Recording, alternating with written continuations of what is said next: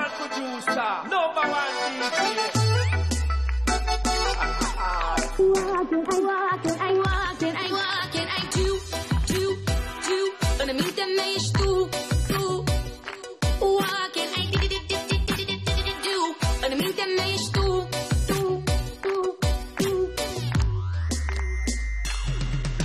A fost ca o poveste ascunsă de ferestre, știută doar de inima mea, citită într-o carte cu zâmbete trucate, parfumul hit pe pagina ta. Spune că nu sunt glume, nu-s glume, sunt glume, că mă iubești pe bune, fără mine nu stai. Să știi că nu mai ține, nu ține, nu ține, să fii când vrei la mine, câte speranțe îmi dădeai, câte speranțe îmi dădeai, câte speranțe îmi dădeai.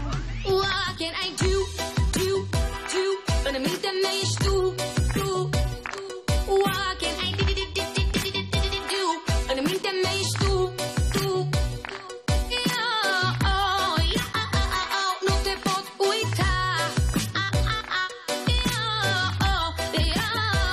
Ești în viața mea.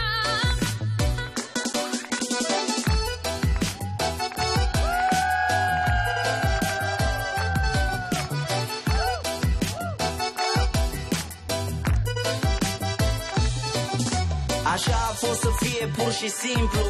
E agonie, se știe, durerea trece ca timpul. Eu n-am zile la fel și te plac pe cuvânt. Când erai lângă mine nu mai pășeai pe pământ. Dar putem trece peste tot. Mie încă mi-e clar că tu acum mă lași doar să mă prinzi iar. E de necrezut ca o știre scrisă în ziar. Pentru noi încă mai vărs cerneală din pahar. Ultima dată, atât măcar.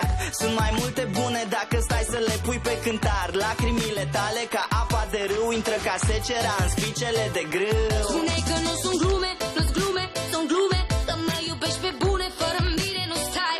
Să știi că nu mai ține, nu ține, nu ține, să fii când vrei la mine, câte speranțe îmi dădeai, câte speranțe îmi dădeai, câte speranțe îmi dădeai. What can I do? În mintea mea ești tu. What can I do? În mintea mea ești tu. Nu te pot uita. Ești în viața mea. Da, tu. O privire mi-ai luat sufletul.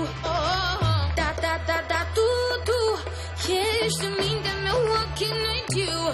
Îmi spune că mă iubești cu noapte plac așa cum ești, că fără mine nu poți să trăiești. Erai tu în viața mea.